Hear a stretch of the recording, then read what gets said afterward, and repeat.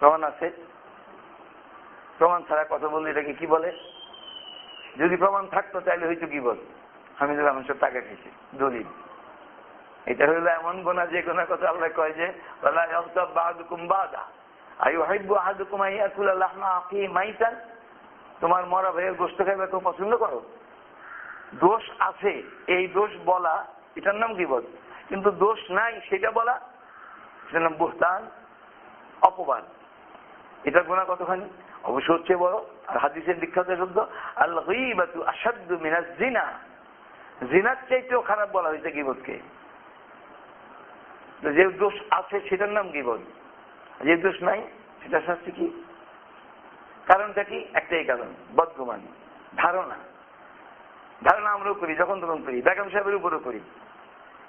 অনেক ঝগড়া লেগে যায় বিবি সাহেবের সঙ্গে, আমার ধারণা এরকম হয়েছিল। বিবি সাহেব হঠাৎ বলে আমি এই জন্য করছি নাকি, তুমি সম্পূর্ণ ভুল করছো। হয় কি হয় না?